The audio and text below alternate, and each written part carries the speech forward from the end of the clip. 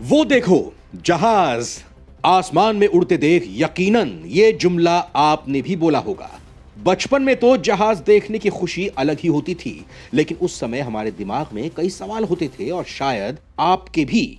और वो ये कि हवाई जहाज कैसे आसमान में आसानी से उड़ पाता है, प्लेन का पायलट कैसे रास्ता देख लेता है जहां पर जाना होता है, हवाई जहाज का माइलेज कितना होता है, हवाई जहाज में कौन कौन सा तेल डाला जाता है, आखिर हवाई जहाज कितने ईंधन की खपत करते हैं, क्यों खास होता है उनका ईंधन, हवाई जहाज कितने किलोमीटर ऊपर उड़ता है, हवाई जहाज की गति कितनी होती है।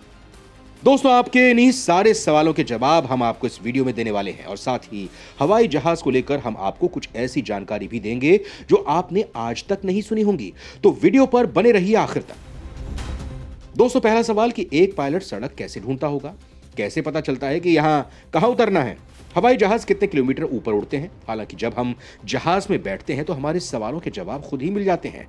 ऐसे में अगर कुछ पता नहीं चल पाता तो वो है कि जब एक पायलट हवाई जहाज उड़ाता है तो हमारी मंजिल तक पहुंचाने का काम कैसे करते हैं, उन्हें बादलों से भरे आसमान में सही रास्ता पता कैसे चलता है। अगर आपको भी नहीं पता तो ये वीडियो आपके काम आ सकती है। दरअसल जब पायलट एरोप्लेन को उड़ाते हैं तो उससे रेडियो रेडार के उपयोग से रास्ता बताया जाता है। इसके अलावा एटीसी एयर ट्रैफिक कंट्रोल होता है जो पायलट को निर्देश देता है कि किस दिशा में जाना है और कहां नहीं जाना है। हालांकि अब तकनीक आधुनिक हो गई है, कई तरह से मीटर आ गए हैं जिससे रास्ते का पता लगाया जा सकता है।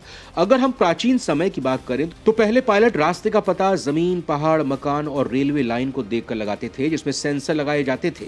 पायलट को सही रास्ता दिखाने के लिए HSI यानी हॉरिजॉन्टल सिचुएशन इंडिकेटर का उपयोग किया जाता है। आपको बता दें कि इसको देखकर पायलट को आसानी से पता चल जाता है कि कहां जाना है। साथ ही यह कंप्यूटर हर स्थान की स्थिति, अक्षांश और देशांतर को अच्छी तरह से नापने का काम करता है। इसीलिए इसमें दुनिया के सारे एयरपोर्ट के निर्देशांक भी कंप्यूटर से भरे होते हैं और एक रेखा की तरह रास्ता दिखाने का काम करते हैं। जहाज कितने किलोमीटर ऊपर उड़ता है, हवाई जहाज किस ईंधन से चलता है। हवाई जहाज आमतौर पर 35,000 फीट यानी 10.668 किलोमीटर की ऊंचाई पर उड़ता है। हालांकि यात्रा और जगह के हिसाब से जहाज की ऊंचाई बदलती रहती है। जैसे कहा जाता है कि वाणिज्यिक यात्री जेट विमान 9,000 फीट की दूरी पर उड़ता है, मगर ज्यादातर विमान 35,000 से 40,000 फीट की दूरी पर ही उड़ते हैं।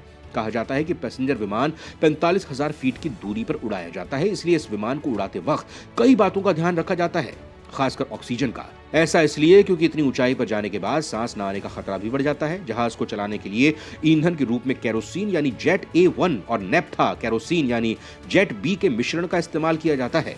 ये डीजल ईंधन के समान ही होता है जिसका उपयोग टरबाइन इंजन में भी किया जाता है। रिपोर्ट के मुताबिक प्रति सेकंड में लगभग 4 लीटर ईंधन की खपत होती है। ऐसे ही 1 किलोमीटर की दूरी तय करने पर लगभग 12 से 13 लीटर ईंधन की खपत होती है। अब बात करते हैं इसकी स्पीड की। तेज रफ्तार में उड़ता जहाज आपने यकीनन आसमान में देखा होगा, लेकिन क्या आपको पता है कि इसकी कितनी रफ्तार होती है? अगर नहीं तो आपको बता दें कि आधुनिक विमान लगभग 380 से 900 किलोमीटर प्रति घंटे की क्रूजिंग गति से उड़ता है, जबकि जेट लगभग 8,85,935 किलोमीटर प्रति घंटा की रफ्तार से उड़ता है।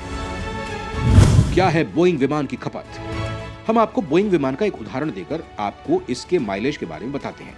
विमानों के संसार में बोइंग विमान सबसे बड़े विमानों में से एक माना जाता है और दुनिया में इसकी संख्या भी कम नहीं है। दुनिया के विमानन उद्योग में इसकी खासी भागीदारी भी है। एक बोइंग 747 विमान केवल एक ही सेकंड की उड़ान में ही करीब 1 गैलन यानी 4 लीटर का ईंधन खा जाता है। बोइंग 747 विमान प्रति मील लगभग 5 गैलन ईंधन खर्च करते हैं, जो कि करीब 12 लीटर प्रति किलोमीटर का खर्च है। ऐसे विमान 1 लीटर ईंधन में करीब 0.8 किलोमीटर की दूरी तय करते हैं या 1 किलोमीटर के सफर में करीब 12 लीटर के ईंधन की खपत करते हैं। एक बोइंग विमान प्रति घंटे 14,400 लीटर ईंधन की खपत करता है। बोइंग 747 विमान टोक्यो से न्यूयॉर्क शहर के बीच करीब 13 घंटे की उड़ान के लिए लगभग 1,87,200 लीटर ईंधन की खपत करता है और इस प्लेन में 568 लोग सफर कर सकते हैं। इस विमान की औसत स्पीड करीब 900 किलोमीटर प्रति घंटे होती है। विमानों में जेट A या जेट A1 की तरह के ईंधन मिट्टी के तेल पर आधारित ईंधन होते हैं जो टरबाइन इंजन वाले विमानों में उपयोग लाए जाते हैं। वहीं अलग अलग देशों में विमान की ईंधन की भी अलग व्यवस्था होती है, लेकिन सच यह है कि हवाई जहाज का सफर यूं ही महंगा नहीं होता है और यही वजह है कि विमान में ज्यादा से ज्यादा मुसाफिरों की संख्या बढ़ाने के लिए विमानन कंपनियां इतना ज्यादा दिमाग लगाती हैं। वहीं यात्रियों की लागत यात्री भाड़े और सामान ढुलाई से निकाली जाती है।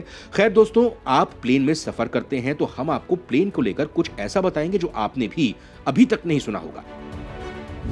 फ्लाइट में सो जाते हैं पायलट, कुछ मिनट ही काम करते हैं ऑक्सीजन मास्क। जी हां, पायलट भी सोते हैं। सुनकर आपको अजीब लग रहा होगा, ऐसा एयर पॉकेट बनने की वजह से होता है।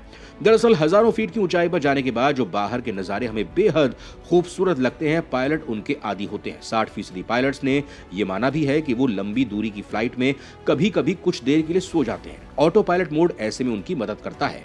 लेकिन घबराइए नहीं, एक पायलट के सोने के बाद दूसरा पायलट जगा रहता है।